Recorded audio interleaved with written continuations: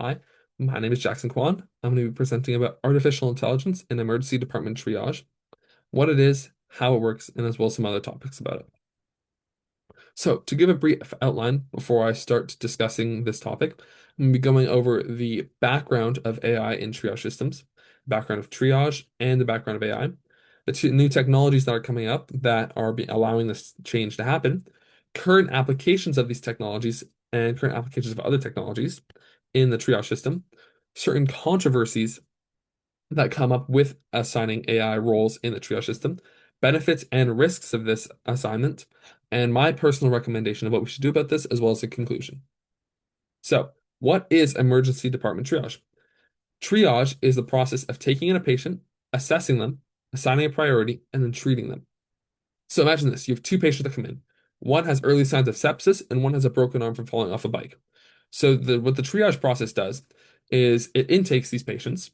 A nurse gives them an assessment, so she detects their vitals, these different symptoms and signs and stuff like that, and she will give them an assessment according to the ESI system, which is an emergency severity index, which is how severe each of their symptoms are.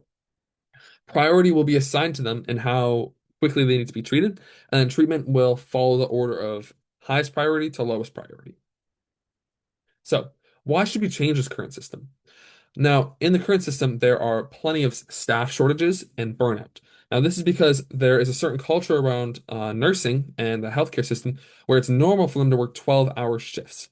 And these shifts, by the end of the shifts, people become very, very exhausted, burnt out, and they can make a lot more mistakes. This is human error, which can lead to longer wait times and a lower quality of work.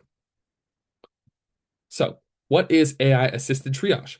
So, a common misconception is that AI is going to replace jobs. And AI in the triage system is not planning on replacing nurses, but rather working alongside them. So, AI takes the symptoms and the all the information from the patient, and it predicts risks and it runs it through a whole bunch of code and it assigns a value and helps prioritize these patients. So it takes inputs like age, heart rate, blood pressure, oxygen saturation, as well as plenty other symptoms and stuff, and it assigns them a value, and the nurse overlooks that and makes the final decision. So one of the technologies that help with this is XGBoost. Now, what is XGBoost? XGBoost is one of the main AI models that is used in emergency medicine. So it uses a machine learning algorithm and it is trained on thousands or millions of previous patient records, depending on what's happening to them. So it uses a decision tree. So it takes information like age, heart rate, blood pressure, oxygen saturation, stuff like that, and it builds decision trees based on how likely these symptoms are based on, sorry, these conditions are based on these symptoms. So each new tree improves the prediction. So it takes historical data, like the previous cases, it takes their priority level that was assigned to them at the time, as well as all of their symptoms, and it compares it to the symptoms that it has already input from the nurse. And it based on those, and it compares how close is it to this, how close is it to this, and it assigns a value based on that.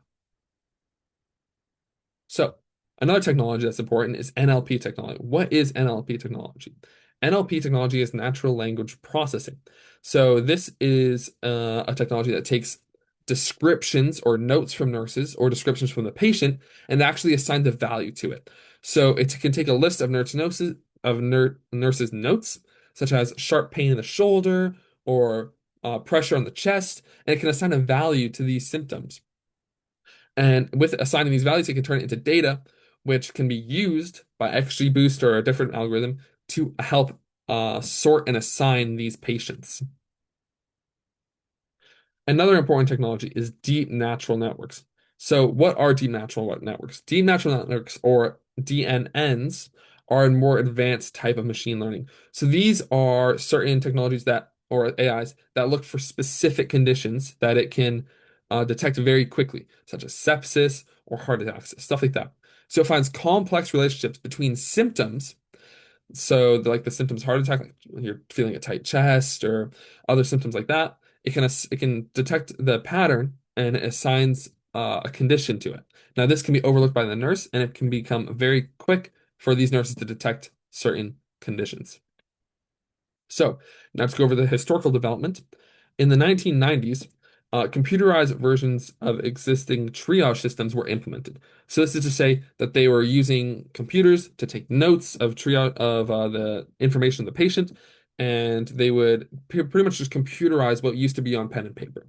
Now in 2010, the 2010s-ish, electronic health records came into play. So this is when you could Google or use the internet and you could find the patient's previous health records or conditions and stuff like that, and you could use that in the triage system to help assign values.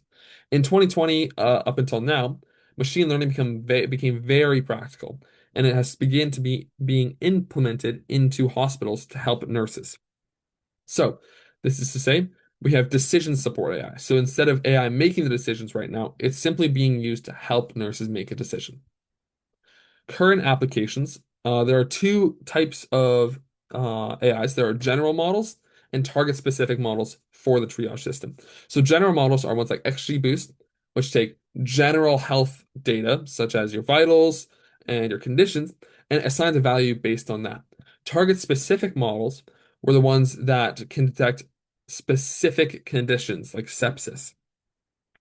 Now, these target-specific models are also a lot more accurate at determining how quickly someone is to require ICU or predict their mortality. Now, there are certain advantages to using AI in the healthcare system, and there are such as the accuracy of these AIs. The AIs are a lot more consistent than the nurses, since at the end of your shift, you can become a lot more tired and mistakes can happen. Certain things can slip through. So AIs don't experience the same fatigue that nurses do in the way of the longer they work, the more tired they get. Instead, they stay consistent throughout the entire shift. Earlier sepsis detection. So these AIs can become very specific for certain conditions and target them a lot quicker. It also helps reduce the workload of the nurse because instead of having to run everything through yourself and do it all yourself, you can help offload some of it onto the AI, and it'll give you an output, and you can evaluate based on that instead of having to go through everything yourself. Now, as amazing as these technologies are, there are some concerns. One of the main concerns is a privacy concern. So personal health information is very private for a lot of people. So having this being used in an AI to help train the AI can be very difficult for some people, or even it can be just unreasonable for some people. So this is a big concern with people. Another issue is cybersecurity and centralized databases. So when you have all this patient data in one database where they used to train the AIs, it becomes a security risk where if somebody hacks into it, they get access to all these patients' records. As well as another issue is patient consent. So when patients come into the triage system, sometimes they don't exactly aren't capable or they don't have the time to consent to this. So are we able to implement AI on these people, which is a big concern. Another issue is black box AI, transparency and accountability. So pretty much AI doesn't always give a complete explanation for its decision. So when you prompt it for an explanation, it doesn't always give it. So another question is who is responsible in this case? Is it the nurses? Is it the hospitals? Is it the AI? And how can we trust the AI's decisions if we don't know what it's thinking? So my personal position on this is AI should be used to assist the nurses, not replace the nurses. So some sources say that we should be replacing nurses with AI and it should be like self-guided, but that seems completely stupid to me because AI is a lot faster with nurses. It is more convenient, and human oversight can cover a lot of AI's problems, such as not giving an explanation, accountability, and if AI isn't being considered or isn't working properly, then nurses are still there to help. And my recommendation extends to how we should roll these out because my recommendation at the end of the day doesn't mean anything if we can't use it. So I think we should go over in the order of using pilot hospitals to just practice, see how it works, with human supervision next, followed by independent bias testing, which is sources can test it themselves, and after that we can figure out a province-wide rollout. In conclusion, hospitals are strained. AI could be implemented to help them. There's some ethical concerns that come along with it, and AI should be used alongside nurses, not replacing them. Here are my references, questions.